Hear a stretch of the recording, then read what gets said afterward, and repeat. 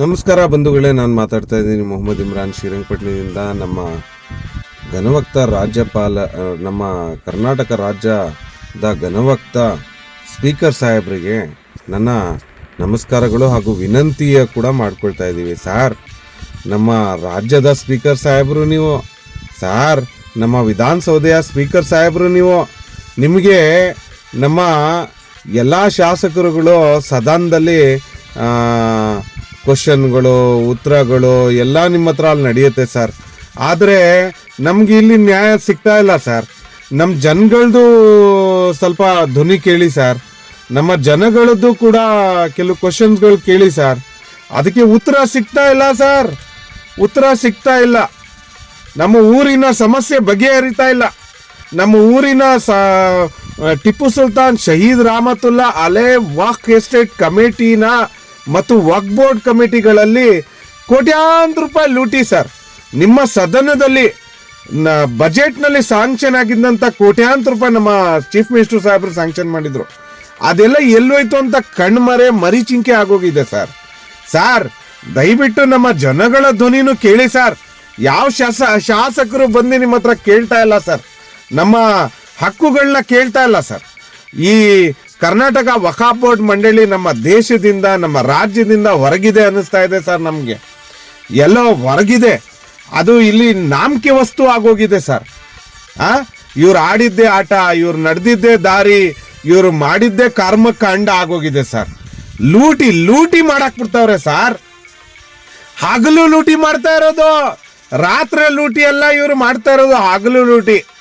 ನಮ್ಮ violation X official ಕೂತ್ಕೊಳ್ಳೋ ಜಾಗದಲ್ಲಿ ಯಾರನ್ನೋ ತಗೊಬಂದು ಕೂರಿಸ್ಬಿಟ್ರು ಇವರೆಲ್ಲ. ಇಲ್ಲಿ ಇವರೆಲ್ಲ ಈ ವಕ್ ಆಫೀಸರ್ಗಳೆಲ್ಲ ಟರ್ಮ್ಸ್ ಎಗಿನೆಸ್ಟ್, ಬೈಲಾ ವೈಲೇಷನ್ನು, ಲೂಟಿ, ನಮ್ಮ ಬಡವರ ಆಸ್ತಿಗಳನ್ನೆಲ್ಲ ಅಲ್ಲಿನ ಹೆಸರಲ್ಲಿರುವಂತ ಆಸ್ತಿಗಳೆಲ್ಲ, ಬಡವ್ರ ಬಗ್ರು ಆಸ್ತಿಗಳನ್ನೆಲ್ಲ ಲೂಟಿ ಮಾಡ್ತವ್ರೆ ಸರ್. ಲೂಟಿ ಕರ್ಮ ಕಾಂಡ ಆಗೋಗಿದೆ. ಕೋಟ್ಯಾಂತರ ರೂಪಾಯಿಂದ ಲೂಟಿ ಮಾಡ್ತವ್ರೆ. 4 ಜನರೇಷನ್ ಇಂದ ಬಿಟ್ರು ಸರ್ ಇವರು. ಇಂಥ ವಕ್ ಆಫೀಸರ್ಗಳೆಲ್ಲ 4 ಜನರೇಷನ್ ಇಂದ, 4 ತಲೆಮಾರಿಂದ ಬಿಟ್ಟಿದ್ದಾರೆ ಸರ್. ಎಲ್ಲೋಗ್ಬೇಕು ಸರ್ ನಾವು ಜನಗಳು? ಎಲ್ಲೋಗ್ ಕೇಳ್ಬೇಕು ಸರ್? ಎಲ್ಲೋಗ್ಬೇಕು ಹೇಳಿ? ನಿಮ್ ಕೈ ಮುಗಿತೀವಿ ಸರ್. ನಮಗ್ ನ್ಯಾಯ ದೊರಕಿಸ್ಕೊಡಿ. ನಮ್ಮ ಊರಿನ ಜನತೆಗೆ ನ್ಯಾಯ ದೊರಕಿಸ್ಕೊಡಿ ಸರ್. ನಮ್ಮ ಕರ್ನಾಟಕ ವಕ್ಫ್ ಬೋರ್ಡ್ ಮಂಡಳಿ ಎಲ್ಲಾ ಕಮಿಟಿಗಳಿಂದ ಲೂಟಿ ಮಾಡ್ತಾ ಇದ್ದಾರೆ. ಲೂಟಿ ಆಗೋಗಿದೆ. ಲೂಟಿ ಸರ್. ಕೋಟ್ಯಾಂತರ ರೂಪಾಯಿ ಗ್ರಾಂಟ್ ಇಂದ, ಚಪ್ಲಿ ಪಾರ್ಕಿಂಗ್ ಇಂದ, ಮತ್ತೆ ಗೋಲ್ಕದಿಂದ, ಚಂದದಿಂದ, ಪಾರ್ಕಿಂಗ್ ಹಣದಿಂದ, ಮತ್ತೆ ಎಷ್ಟೋ ಪ್ರಾಪರ್ಟಿಗಳೆಲ್ಲ ಸೇಲ್ ಆಗೋಗಿದೆ. ಇಂಥ ಲೂಟಿ ಮಾಡ್ತಾ ಇರೋರೆಲ್ಲ ವಕ್ ಆಫೀಸರ್ಗಳೆಲ್ಲ, ಇಂಥ ಲೂಟಿ ಕೋರ್ನೆಲ್ಲ ತಗೊಂಬಂದ್ ಕಮಿಟಿ ಮಾಡ್ಕೊಡ್ತಾ ಇರೋದು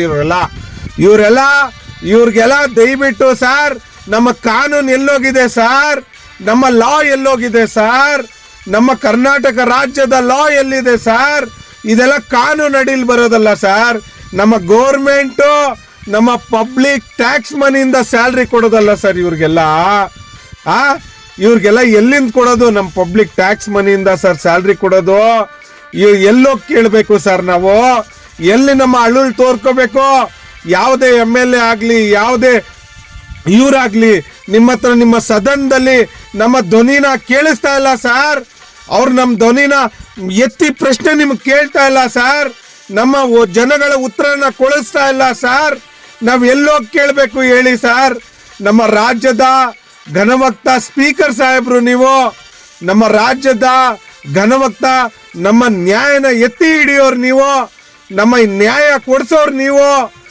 ನಾವ್ ಎಲ್ಲಿ ಕೇಳ್ಬೇಕು ಹೇಳಿ? ನಮ್ಮ ಧ್ವನಿ ಕೇಳಿಸ್ತಾ ಇರೋದಕ್ಕೆ ಈ ಮಾಧ್ಯಮದ ಮುಖಾಂತರ ನಾವು ನಿಮಗೆ ಬಹಳಷ್ಟು ಮನವಿ ಮತ್ತು ಕಳಿಸ್ತಾ ಇದ್ದೀವಿ ಸರ್. ಇವರೆಲ್ಲ ವಕ್ ಆಫೀಸರ್ಗಳಲ್ಲ ಸರ್.